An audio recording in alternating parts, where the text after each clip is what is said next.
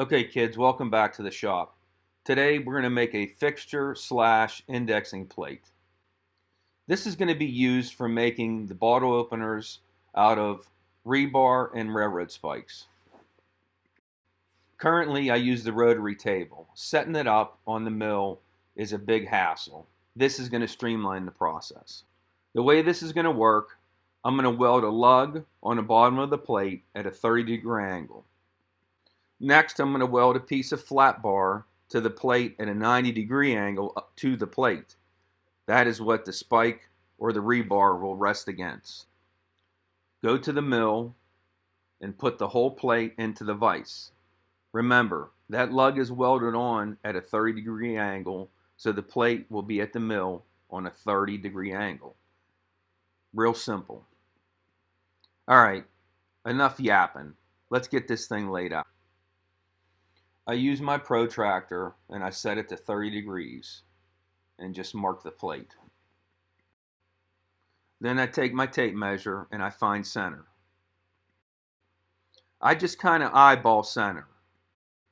The important thing here is the 30-degree angle. Okay, this looks good. Let's head to the welder. I throw a couple tacks on it and then head to the bench for a sanity check. The angle is still good.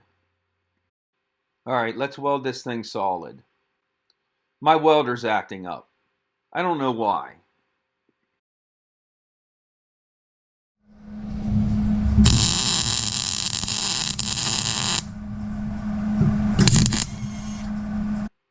Yep, you guessed it.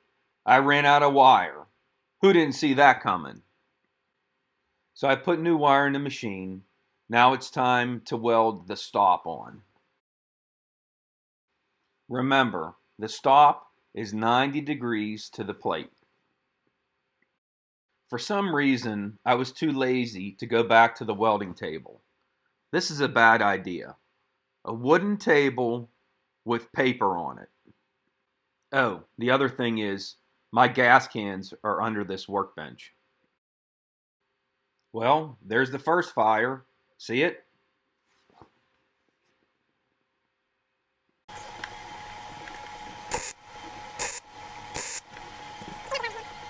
I guess we'll call that one the second fire. And what the hell? I'll just keep welding until I burn down the shop. Look at the bottom of the screen, right in the middle. You see the fire?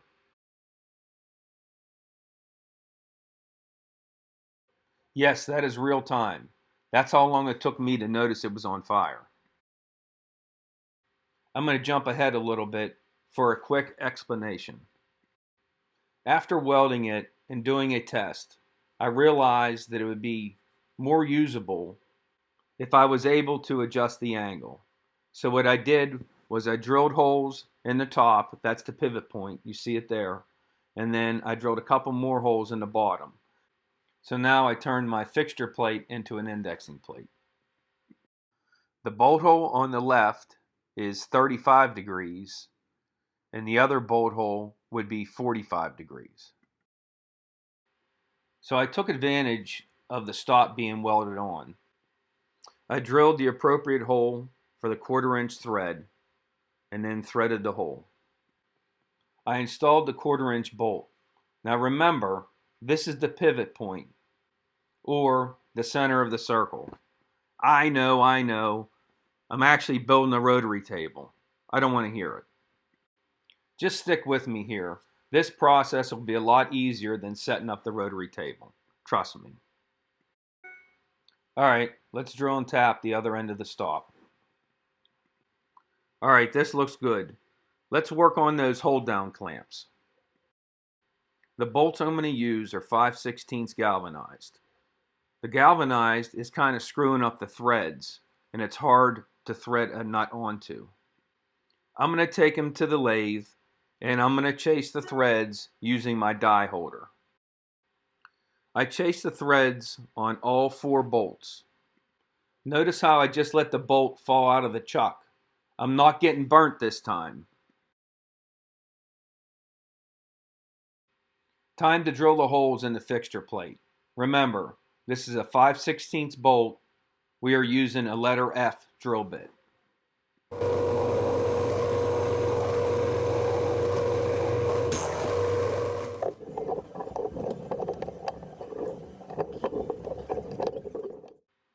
All right, this looks good. This thing's finally finished. Let's head to the mill and give it a try. Hey, knucklehead, you forgot something.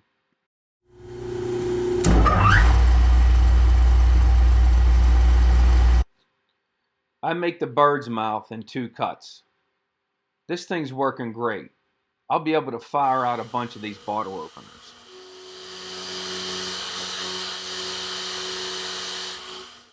I made these for a customer for Christmas gifts. They were on sale on the website. If you pick them up in person, they will be $10 cheaper. You can contact me at the website or shoot me an email, either way. Thanks for watching. Please subscribe.